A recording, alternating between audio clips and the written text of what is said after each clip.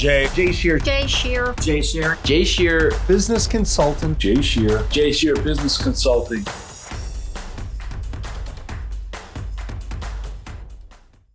Welcome. I'm Jay Shear with Jay Shear Business Consulting. We build solid foundations for service-based businesses to grow and scale and achieve the results and success they deserve. And you've joined Business Minds Coffee Chat.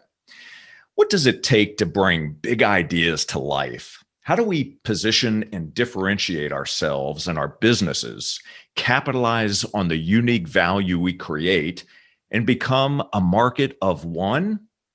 Well, on this episode, we're going to delve into these questions and more. Our guest is a husband and father. He spent over 20 years in the radio industry working for stations throughout the Midwest. From hosting and programming to supervising and marketing, he's done it all.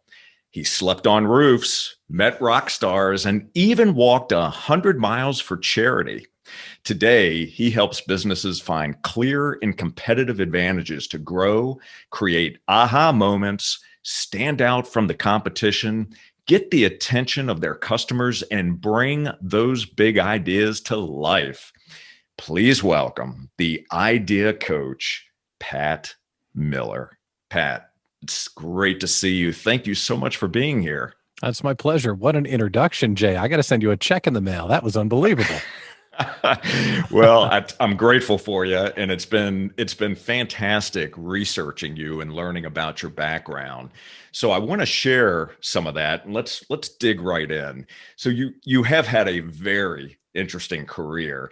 So let's get to the most important question first, which is, as a former DJ, what was your favorite music to play and why?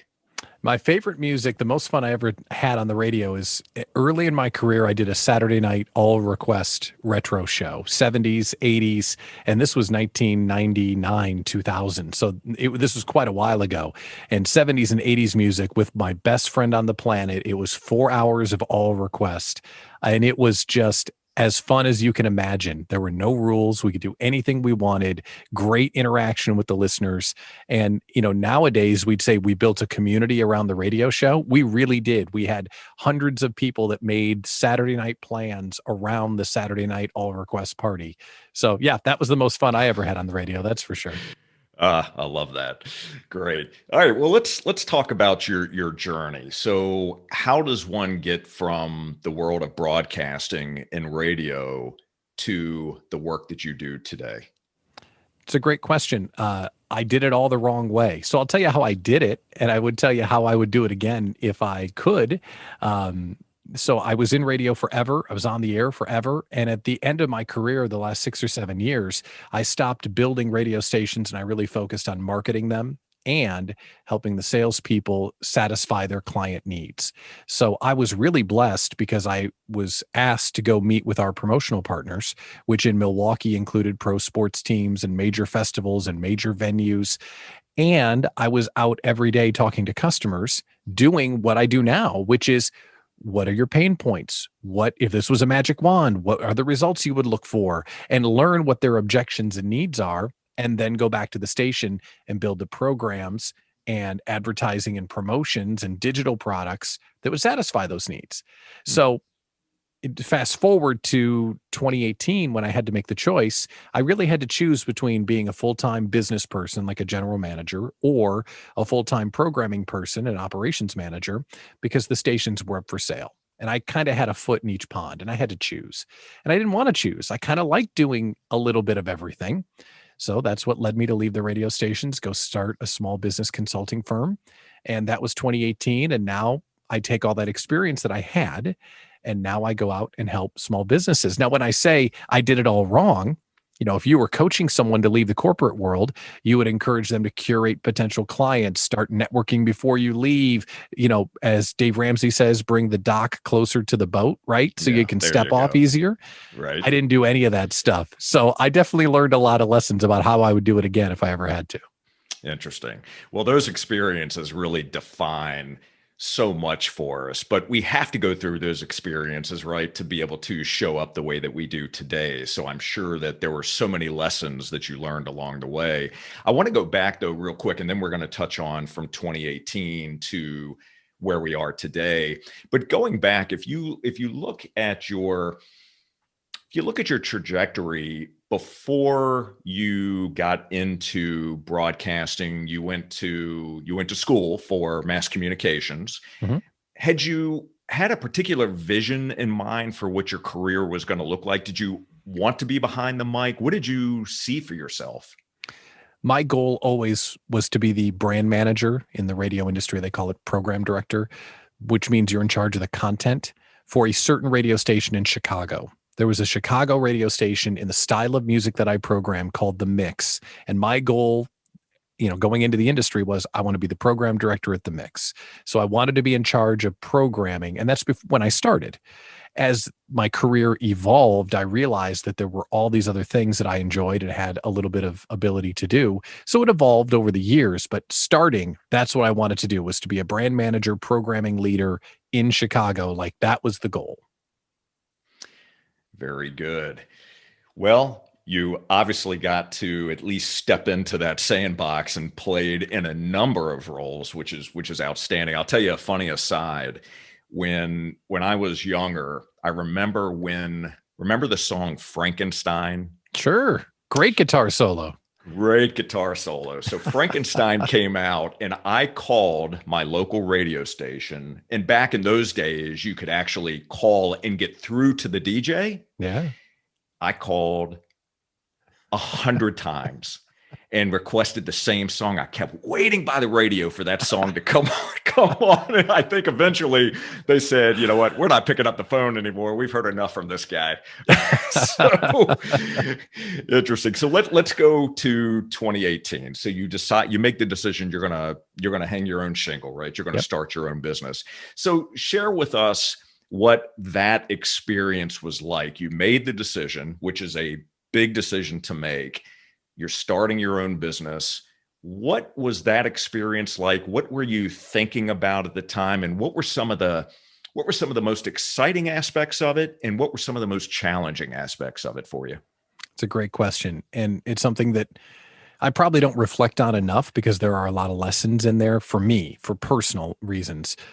I remember having this intense feeling that if I don't do this, someday I will regret it, because it's very easy to keep doing what you're doing, even if you're not happy doing it, right? Sometimes not changing is easier than actually making the change. So it really was a carpe diem kind of feeling, because here's how I justified it to people that asked me, because everyone asked, you've been doing radio for 20 some odd years, you're in a decent job, why would you leave? And I always said the same thing.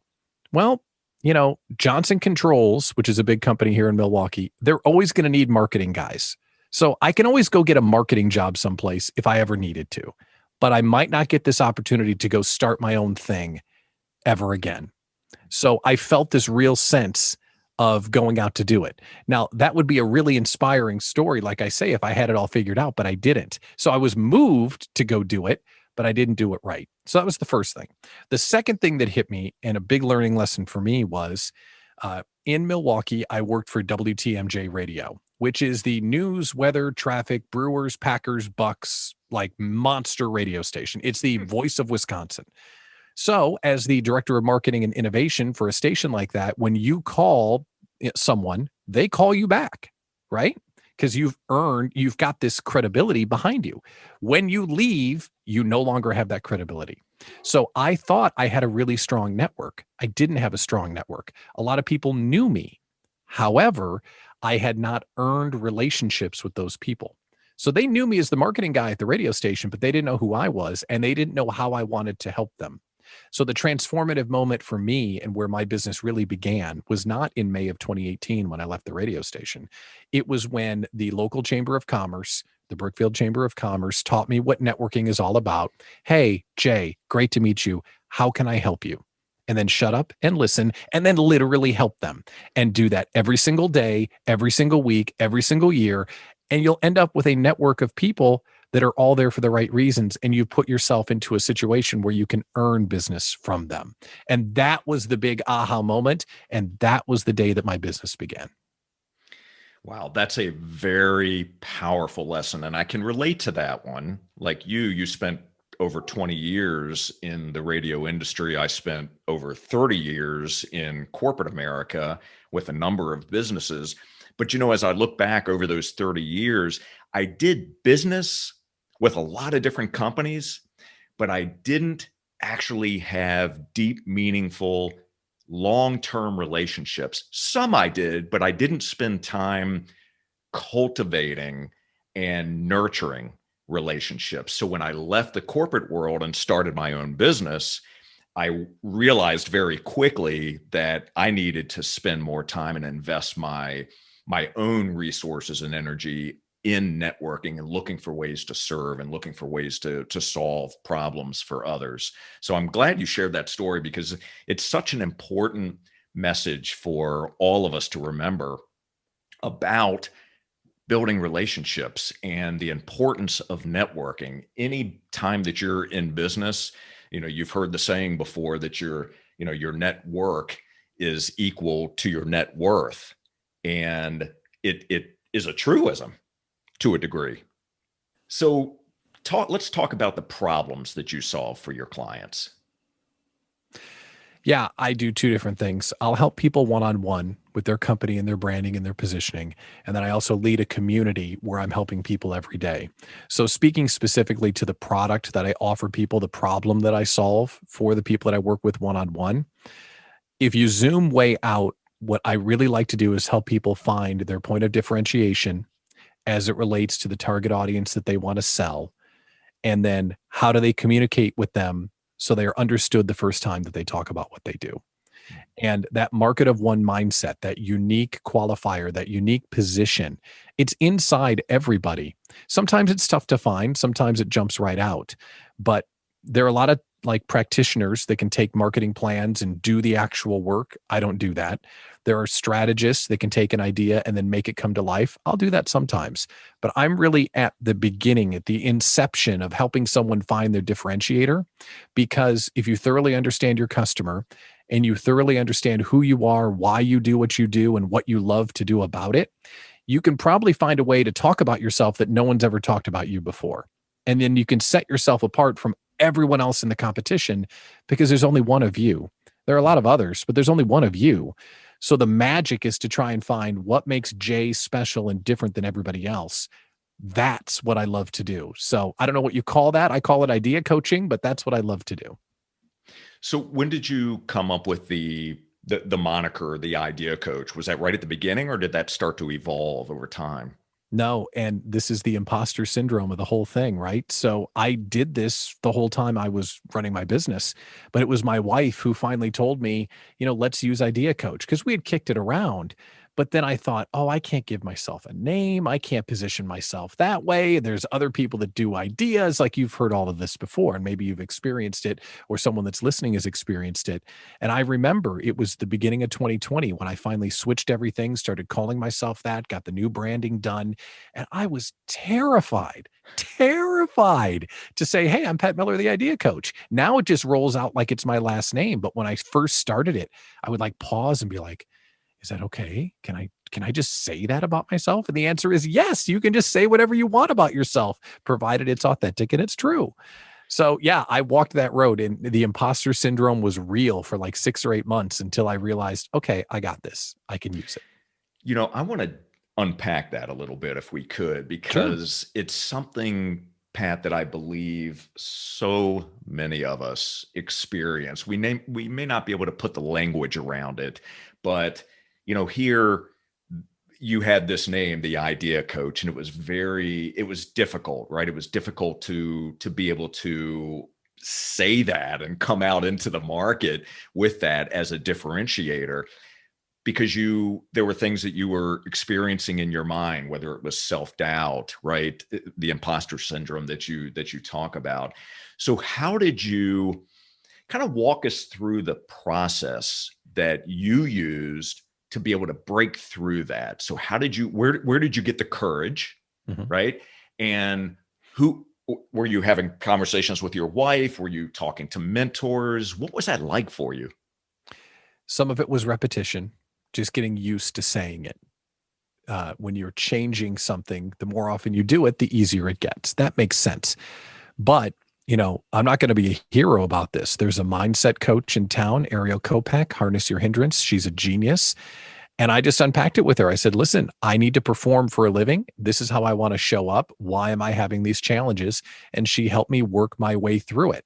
And the idea that she helped me work through was I'm robbing my audience of what I do if I'm not willing to show up and share it. It's not that I'm embarrassing myself or I don't feel like I'm worthy. If I have something that you might benefit from, I'm actually harming you if I don't share it. And that idea of just radiating what I know and not worrying about what people think. It's something I carried my entire life. When I was on the radio, and I don't want to go too deep. Can we go too deep? I don't want to go too deep on your podcast. Let's go a little deep and Okay, let's I'll see go where it just goes. slightly deep. Sure. Slightly deep. When you're on the radio, you are asked to target an audience. The boss comes in and says, "Hey, we're talking to women 30 to 50 years old in Waukesha. Go talk to them." So you start running a filter and you start saying things that they want to hear, not necessarily things that you believe in. You do that for 20 years and you end up not being as authentic as you want to be because you're not talking to your audience, you're talking to the audience that you target. And people do this in the corporate career, right? They get good at talking to their boss or talking to their employees, and it might not be their passion. It's what they're trained to do. And when you're trained to do something, there's a lack of authenticity there. So I had to like reprogram myself completely with this idea coach moniker of what do I love to do and how am I going to go forward with that and share that with my audience. So I won't go any deeper, but there was a lot of mental programming that went into this roadblock of being able to use the idea coach for a living. Yeah, I think it's remarkable that you were able to find and connect with someone that could help you process that and work through it because those are, those blocks that we have, they can obviously they can keep us from being able to move forward and fulfilling what we truly want to do, right? The joy and the why behind and our purpose behind everything we do. So the fact that you were able to connect with a mindset coach and overcome that and come out the other side as the idea coach and being able to do all the things that you're gifted to do. I love that. I think that's a Thank you. great example. I appreciate that. Thank you. Yeah.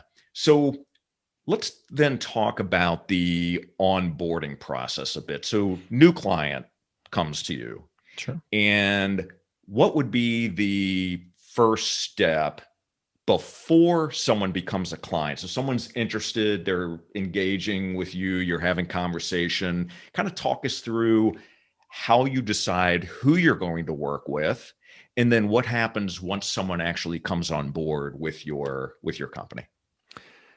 If someone understands what I'm going to do for them, because that takes a little bit of time to talk through what the results look like. So I have to spend some time framing that we're going to try and come up with a unique positioner for them, how that would affect their target audience and how we're going to go work through the process. But if they're with me so far, like, okay, I'm willing to explore this a little bit. The way I start the conversation with people is understanding what does success look like?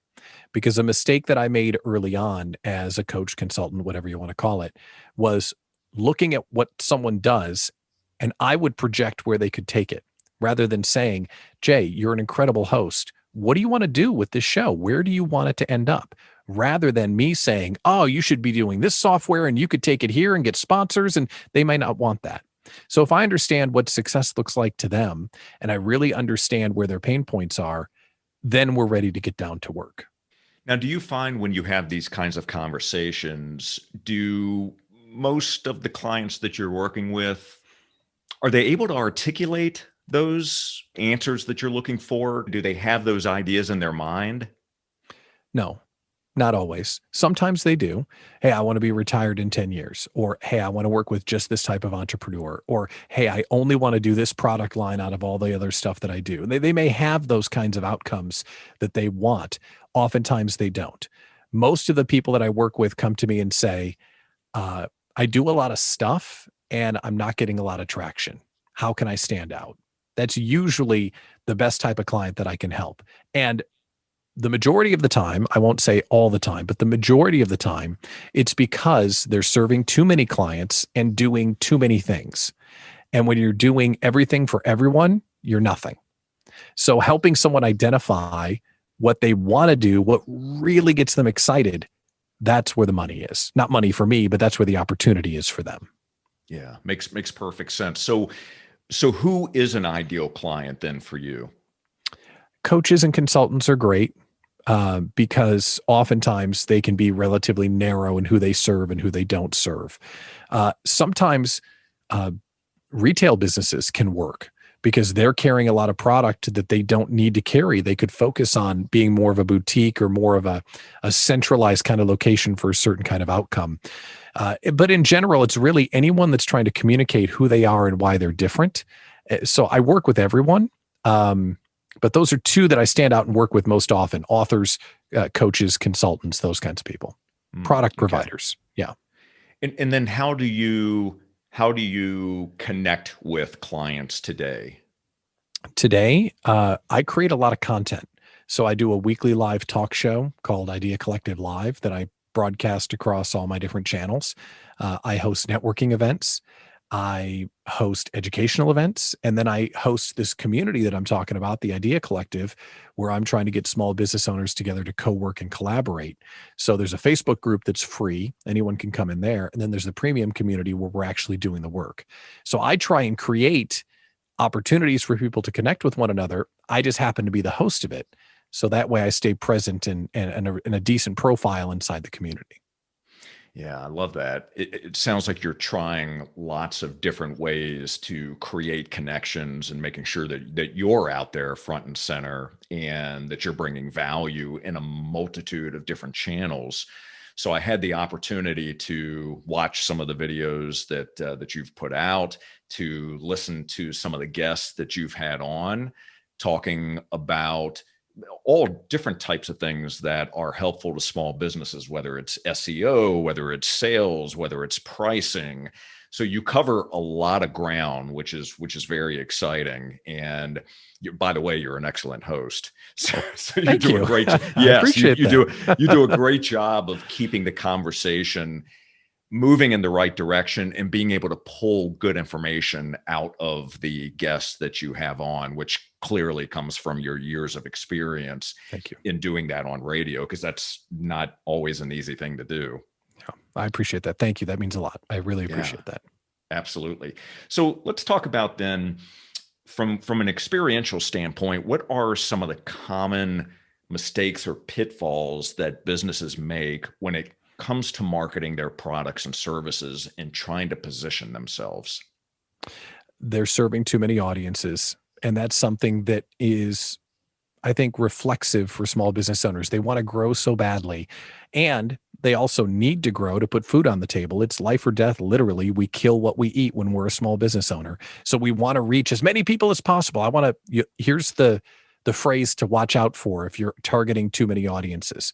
I just want to get the word out. Uh-oh, red flag. That's not what you say when you know exactly who you want to talk to, right? I want to get the word out. That's just one of those things that you listen for. So they target too many audiences because provided you can offer your product outside of a few zip codes, like you're not a lawn care service, you can target a very narrow audience nowadays, especially if you have digital products. So the more narrow you get, the more effective you'll be in actually getting the attention of those customers. So the big flaw that I see with almost everybody, not everybody, and I'm not being critical of anyone, but the people that I get a chance to work with, oftentimes they're targeting too wide. Hmm. And as I mentioned before, they're offering way too many products. And the idea there is just because you can do 10 things doesn't mean you were on the planet to do 10 things. You're on the planet to do one or two things. And those are the things that you're the most excited about. So if I said, hey, Jay, what's the one thing that if money were no object, you could spend all day doing one thing? What's the one thing? That's what you should be doing with your small business and getting people around that idea. Because as you know, and you're doing it right now, I can tell hosting a show brings you energy. Hosting a show makes every day better. And you know what? If it takes an extra hour to edit this show, You don't care because this is what you want to do. And when you're doing what you're on the planet to do, time stops, money's not an issue. You'll work harder and longer and be happier and ultimately way more successful because you're doing that thing that you want to do with your life. So that's like the guts of the idea coach process, which is, what do you want to do? Because we can literally do whatever we want. But for some reason, we get this mindset that we have to service everyone with everything we're capable of doing. And that's where people fall down. Wow. For all of you that are watching and listening right now, such a powerful, powerful message to think about and to let that marinate. I hope you're listening and I hope you're taking notes on this, because one of the areas, and I'm sure you see this as well, but one of the areas that I see where so many small businesses fall down is that they are not clear on why they're doing what they're doing. They aren't following what just lights them up, right? That gives them purpose and fulfillment and passion. And so I'm thank you for bringing that up. I appreciate that. It's my pleasure. And I want to follow up on that for just 1 second because you said why. And that's like a total trigger word for me, because what is your why has spread everywhere because it's a brilliant book and everyone loves the concept. But here's where I think people get off track with what is your why. Just because you're hosting a podcast to save the whales doesn't mean I need to watch your podcast. It might be your motivator, and I like whales, but I'm not watching your podcast because of your why. I'm watching your podcast because what's in it for me. And people put why in front of what's in it for me all the time, and they wonder why it's not connecting. What's in it for me, meaning the customer benefit, should guide all of your decisions. And then if there's something in it for your audience to come on your journey, that's beautiful. But when you hear someone talking about what is your why, because you'll be successful if you live your mission. No, you won't. Not if people don't want what you're selling. So what's in it for me is way more important. Sorry, I'm on a riff here, but like it makes me crazy when I hear that as a marketing plan, because what is your why is not a marketing plan. Yeah. I can feel your energy and your passion behind that. I'm going crazy. So, yeah, no, that's okay. We can riff on that. I think that's fantastic. So let's continue talking about some tactical things for a moment. So for our audience, which is typically going to be small to mid-sized businesses in the entrepreneurial community, what should they be focused on when it comes to creating their marketing messages? And what would be, what platforms should they be spending the most time and their resources on getting their message out?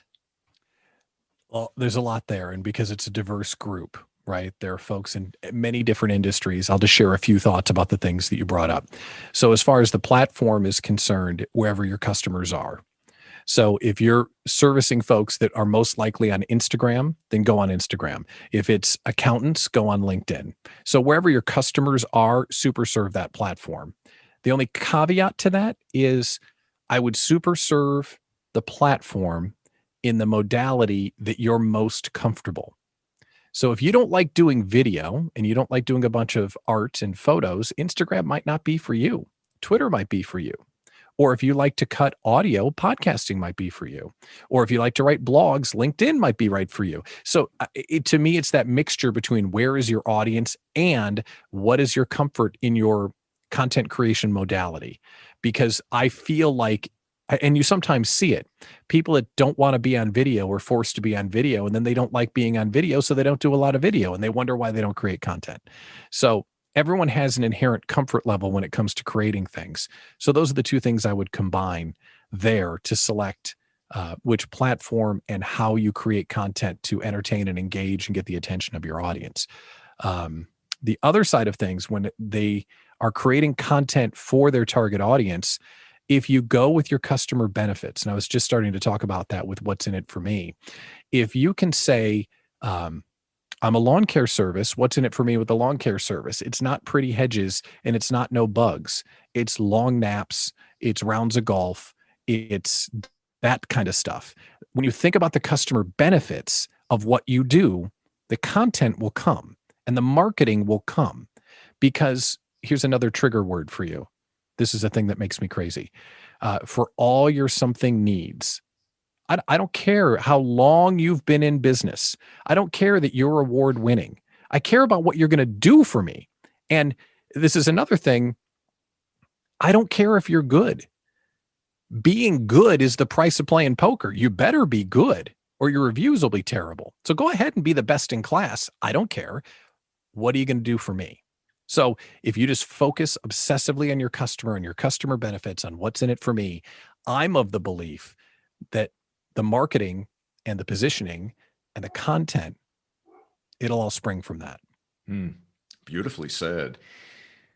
So let's talk about getting your ideal client emotionally connected with your marketing message. So if we're focused on the result, if we're focused on the WIFM, the what's in it for me for the client, not for me, and the outcomes, the experience they're going to have, what are some ways that we can be more creative on the emotional side and make emotional connections and tell better stories?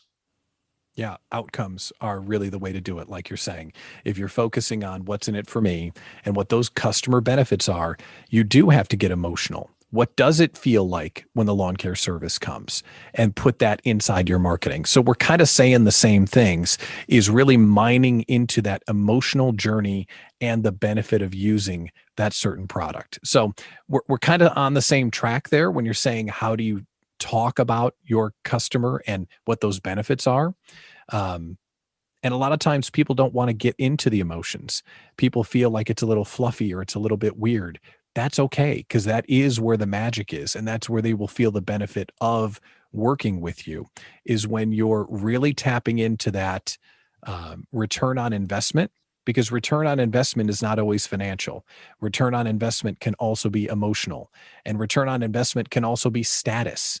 It can also be access. It can always be introductions. There are a lot of ways that return on investment can be brought back by doing business with you. And it's not just product based. So there's a bunch of different ways you can go through and show off what's in it for me and what will happen to you if we work together. So I don't know if that answers your question, but those are some of the things that come to mind. Yeah, no, it does. I appreciate you sharing that. So what what would surprise us to learn about you? So we have access to a lot of information today. And as I mentioned at the beginning of our conversation, I watched some of your episodes. I've visited your website, your LinkedIn profile. So we can find a lot of information out there, but it's the curated information. It's the information that you want to share with us. But what is something that would surprise us to learn about you? Two things come to mind. A lot of folks know me because of performing, right? Or at least I've been a public speaker my entire life. Up until I was in third grade, I couldn't say my R's. Caw, wace, one. I couldn't say my R's. Speech therapy for years to figure out how to say my R's. And when I'm tired or exhausted, like really doing a lot of shows, sometimes I'll slip up and say that. So it's always there. So everyone's got obstacles that they have to overcome and fight. That's one of them. Another thing is I live in Milwaukee, Wisconsin, yet I'm a giant Bears fan. God bless the Bears. And they hate me here for it, but I just can't get down with the Packers. I'm sorry. I'm a Chicago guy at heart. So those are two things that come to mind, that add a little levity to the interview, just things that people might not know. Perfect. Yeah. No, I love that. Thank you for sharing. And we all have the challenges that we have to face. Sometimes it's physical, it's mental, it's the way that we show up. We all deal with it. That's part of the human experience. The difference is how do we address it, right? How do we move past? How do we overcome those things? And it's always interesting to me to hear stories of those that have some difficulties that they're dealing with, and yet they figure out a way to push through. They figure out a way to come out the other side, and usually they're stronger because of it. So let's talk a bit more about the idea collective. So we touched on it, but kind of give us a thumbnail sketch of what the idea collective is all about, how that idea, I'm going to use that word again, but how did that idea actually come to fruition? Yeah. And how do you see that continuing to grow and serve at an even higher level? I'm excited to talk about it because I think we've got something exciting going on. And because it's not an audience, it's a community, I feel very comfortable talking about it because it's a group of people that are all working together. It's not people there to enjoy me. So the Idea Collective is a community of people, small business owners that are on their small business journey together. They've realized that they can collaborate with one another and help each other when they have something to offer and get help when they need help. And we're doing daily live events, 24/7 social media style conversation. We've got classes and groups for small business owners like book clubs and accountability groups and marketing conversations. And this community is, they're co-working. Like back when we were in corporate, you could stand up and look over the cubicle and talk to the person next to you. When you're running your own thing, it gets tired to high five your dog every time you make a sale. You got to have a community around you to celebrate your journey. So this community is turning out to be just a terrific group of folks. And where do I want to take it? I want to take it nationwide because the challenges in New Jersey are the same for the most part as the challenges in Ames, Iowa. And if this group can expand and connect people with the right spirit, and to me, that spirit is um, trying to authentically connect with people and support them on their journey. There are enough people that are talking all over the internet or hosting shows that just want to talk about how smart they are and learn from me. I don't want that. I want to create a place where people are coming together to share their strengths because we can get further together. So I'm really excited about the community. I'm doing whatever I can to tell people about it. And I think we've got that proof of concept based on the people that are in the group because they're just terrific people and they're all showing up for the right reasons. Oh, that's fantastic. So, and we'll share information in the show notes, but for anyone that is interested to learn more about that group and perhaps even participate, share with us where they would go and what's the process to get involved. Sure. Thank you. There's a weekly live show where I just broadcast an interview, and that's a place that people can learn a little bit about the community. So that's happening on my YouTube channel, which is called The Idea Collective. There's then a free group on Facebook. So that's called The Idea Collective, facebook.com/group/Idea Collective. But then the premium community is, it's a mighty network, and we'll put the link in the show notes. And if you go there and check it out, there's a 2-week free trial. So you can come in and take a look around, meet some people, attend some events, and see if this place is for you. And then if you decide to join us, you can do a monthly deal or an annual deal. And I'm hoping that we can continue to grow it because I'm seeing the results it's getting for the folks in the group. And it just feels so good. I'm just so excited about it. So thank you for giving me a chance to share about it. Absolutely. Well, I love the idea. So, where do you look for inspiration today? Well, that's a really good question. I get a lot of inspiration on Twitter. I've done a lot of job curating my Twitter and trying to find people that are saying interesting or disruptive things. Um, there's a beautiful effect when people only have so many characters to express themselves.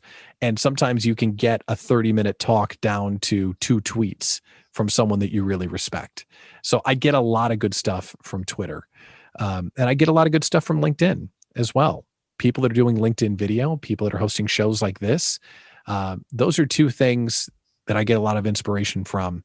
And then inside the group, I get a lot of inspiration from asking questions and starting with the beginner's mind. I don't know the answers.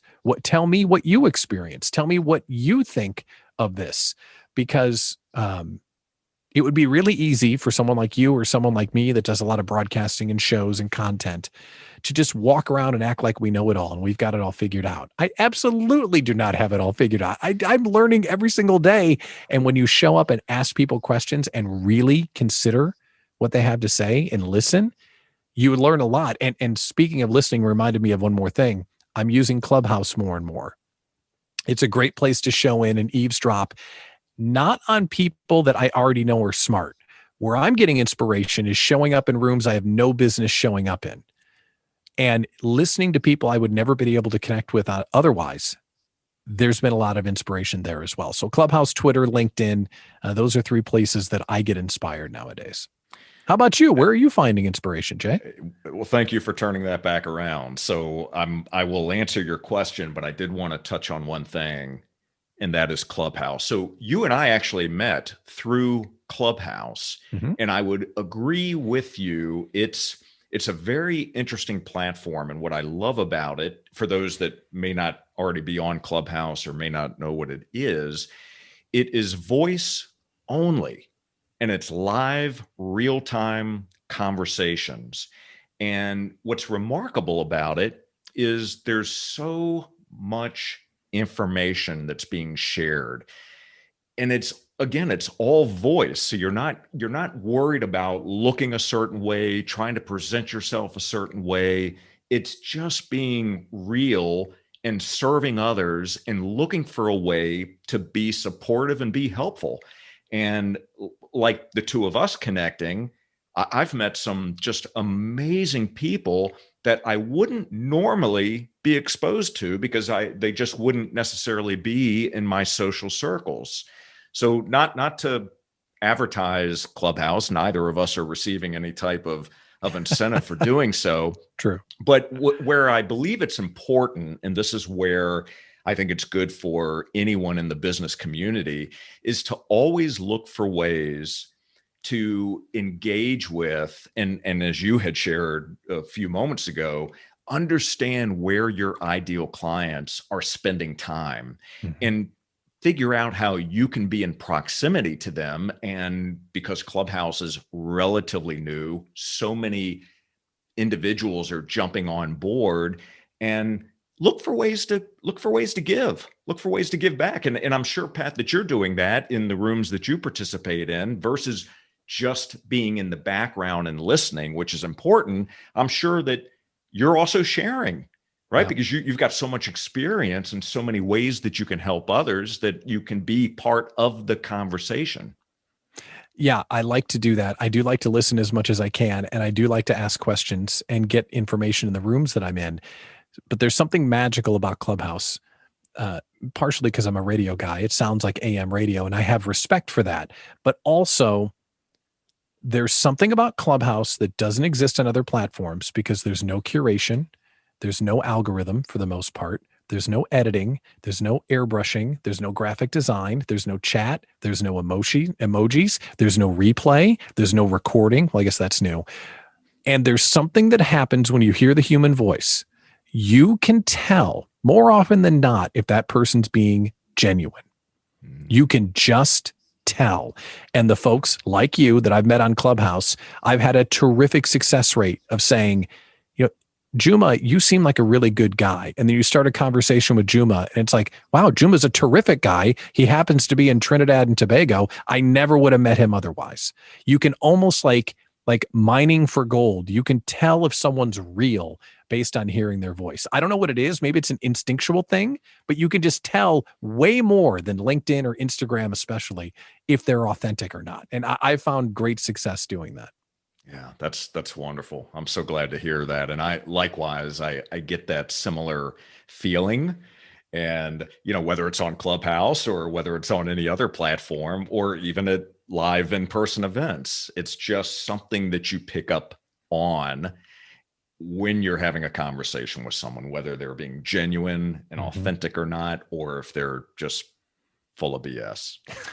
So, Life's too short for that, man. No more oh my BS. Come gosh, on. so true. So share with us what has changed since COVID-19, and what are you doing differently in your business? You're offering some additional opportunities to engage with the community, but what are Yep. some of the other things that you're doing differently in your business to continue to adapt, continue to thrive? And if you could also share with our audience maybe some advice or a few suggestions on some things that maybe they should be thinking about in their own business when it comes to thriving in challenging times. For sure. I got hooked up, and I got to give a ton of credit to the Visualize Value community. Jack Butcher runs a community on Twitter primarily, and then it's in Slack called Visualize Value.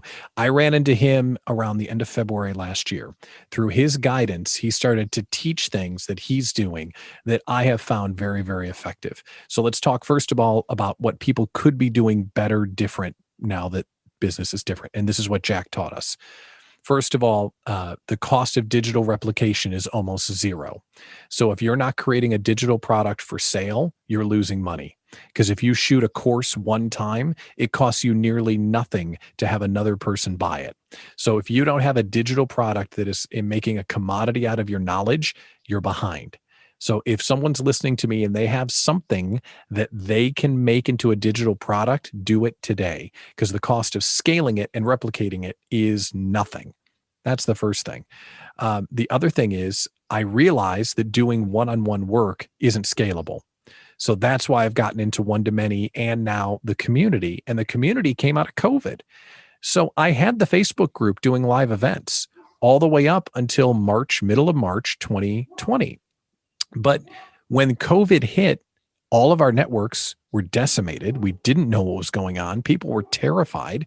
So I went on Zoom and started hosting at that time the Small Business Rally Point and got the community together. And we just started talking about, what are you seeing? What are you doing? How are you adapting? And I led every single day this community. That turned into the Idea Collective Collaboration community because I realized there is a hole in the small business community. People have places to network, but they don't have places to collaborate. And that experience of the virus led me to create the collaboration community. So it was quite an experience, and it really spurred me to go back to my roots, which is create a radio station for small business owners. That's really what I've done. I'm targeting small business owners. I've created a community for them to go hang out in, and now I create content for them every day. And I'm having so much fun, I can't even stand it. I love that. What a great place to be. So thank you for sharing that. I think that's fantastic and great advice for those that are listening and watching right now. So what are 1 to 2 books that have significantly impacted your outlook on life? Sure. I just got done reading one, Do Nothing. I think it's by Celeste. I want to say it's Giordano, but it's a book called Do Nothing. And it questions our assumptions around the work week, mental and emotional energy, how we look at doing a day job, like what our day should be like, and really how we go about leading our life. That book really opened my eyes a lot. Another book that really changed the way I think about a lot of stuff, and it's horribly dated now, but it's called Being Digital by Nicholas Negroponte. It came out way back in like 1990 something. So, because I'm old, #old.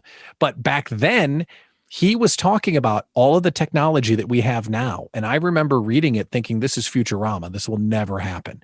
And it all came true. And this guy is a futurist, a thought leader, and he's brilliant. And then, of course, I have to do a shout out for the E-Myth, right? The entrepreneurial book, The E-Myth, absolute gold. So those are a few books that come to mind, but the new one that I just got done reading, the Do Nothing book, it's fantastic. I will definitely check that one out. That sounds incredibly interesting. So I'm glad you shared those. And again, we'll make sure that we link to those in the show notes as well. I always find that very interesting to see what type of information people are reading, what's been changing their lives, what are they interested in, and why. So excellent, excellent. So what are you doing right now to challenge yourself to grow both personally and professionally? Personally, I'm on a movement streak, right? Because I've sat at my desk for 10 months and, put on a few pounds. So personally, I'm trying to eat a little bit better, move a little bit more, Peloton's on order, all the stereotypical stuff, right? You know how it is. So that's the personal thing. And then the professional thing, I am really trying to investigate where live content can go and how my past can intersect with my future. I'm playing right now with how could I broadcast daily, because my long-term vision is to have the Idea Collective be a nationwide community, and my job is to create content for the community. And the way I want to do that is do a daily show, because there's not a daily show for small business owners. There are daily shows, there are hourly shows for Fortune 500 and New York Stock Exchange. There's not a place for small business owners to go talk with one another every day. And I want to use my past to create my future. So I'm playing right now with the idea of perhaps using LinkedIn Live, perhaps using Clubhouse, perhaps using Restream and broadcasting everywhere. I don't have it figured out yet, but I'm playing with that idea because I think that small business owners deserve the respect and attention that the big companies get. And, with what you're doing and the types of things I'm talking about, there's a way we can connect people. And I think that's a way I could do it. I love that. That's very inspiring. Just keep thinking bigger. Keep thinking bigger. I love that. And I know, I mean, if you've decided you're going to do this, you will figure out a way. The how you get there right now isn't quite as important, but the idea is there. And you know how things work. It's incredible how once you plant those seeds and throw the idea out, all of a sudden things, people start coming into your life. Resources start coming into your life. So I know it's going to happen. So I'm excited for you. That's awesome. Thank you. I appreciate it. What would you like our audience to take away from this conversation? First of all, I'd like to introduce you to my dog, which is saying hello. I'm sorry for that, the background. What would I like them to take away from the conversation? I would encourage them to pursue the thing that they're put on the planet to do. I would encourage them to sit down with a cup of coffee and think about what gives them the most joy. What are they the best in the world at? And ask themselves, how much of their day are they spending doing that thing? And if it's not the majority of their day, they need to make changes right away. It's going to make them more successful, make them feel more fulfilled. And frankly, we don't get to go around this merry-go-round more than once. So if there's something in your life you want to be doing it, life is too short. My favorite quote came from my grandmother, who loved to go to Las Vegas. Life is too short for nickel slots. It's time to go big. So whatever it is that you do with your life, you only get one shot. So find it and spend the majority of your day doing what you're supposed to be doing and run for office on it. That's what I'm trying to share with people. And I hope someone that's listening today might take that away. Wise words from Grandma. Yeah, she was amazing. And to put it in the framework of a casino, I'm like, I can roll with that. You're cool. That's fantastic. I love that. Well, terrific. So before I ask my final question to you, please share with us the best places to go to connect with you, to engage with your content, and we'll make sure that we link to all of these in the show notes. I appreciate that. I would encourage folks to go to the website, Pat Miller Idea Coach, because all the links you might possibly need are on the website, Pat Miller Idea Coach. But I'm really trying to create authentic conversations on LinkedIn, inside the Facebook group, and we'll put those links in the notes. Thank you for that, by the way. But I'm really trying to make those really authentic connections. So if someone wants to start a conversation, let's talk. I would love to meet you. Fantastic. So here is my final question to you. What are you adding or eliminating from your life to live more fulfilled and with greater purpose? It's a great question. It's such a great question, and something that we should be asking ourselves all the time, right? I'm kind of in the process of downsizing the clients and projects that I'm working on, right? Addition by subtraction. The opportunity cost that we spend working on things that aren't our purpose, right? So like every hour that you spend on something you don't want to be doing is an hour you can't spend doing what you want to be doing. And I'm trying to really get in tune with the dollar amount I would be sacrificing and how quickly I could recover it doing something else, which is focusing on what I want to do. So to answer your question, evaluating my client roster, evaluating the projects I'm involved in, and trying to get my head around, are they distractions or are they my purpose? And it's tough because I may have to let some stuff go that pays well, but it's not adding to the long-term future as you and I discussed. Beautiful. Do less, but more. Absolutely. Absolutely. You got a t-shirt that says that on there? I want to buy one. It's coming next and it's going to be mailed to you. Let's do it. I want that. That sounds awesome. I have to give credit to the book Essentialism for that one. So great book. I was going to say, if you haven't read it, oh my gosh, it's a great one. It's definitely a game changer. Yeah. So thank you so very much for being here today.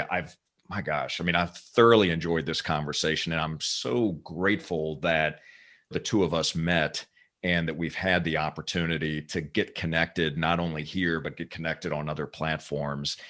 That connection is so critically important. And I'm just so excited about learning more about you and about how you're serving. And this was a great starting point. So thank you for sharing. Thank you for being here on Business Minds Coffee Chat with us. It's my pleasure. And the thing that I feel more than anything is like gratitude for getting the stage. So thank you for that. And now it's like, okay, let's do hour two because I want to ask all about you. So we're going to have to schedule that because I need to know all of these things about you as well. But to say thank you, I really do appreciate it. Absolutely. My pleasure. And for all of you, thank you so very much for watching and listening. And, please take a moment to subscribe and let Pat and I know what you thought of this episode. We'd love to hear your comments. We'd love to hear maybe what one or two takeaways are, and to enjoy more episodes and to learn how J Shear Business Consulting can build a solid foundation for your business. Just visit jshearbusinessconsulting.com. And until next time, keep learning and growing. Create more aha moments for your customers, and we'll see you on the next Business Minds Coffee Chat. Take care. J Shear. J Shear. J Shear. J Shear. Business consultant. J Shear. J Shear Business Consulting.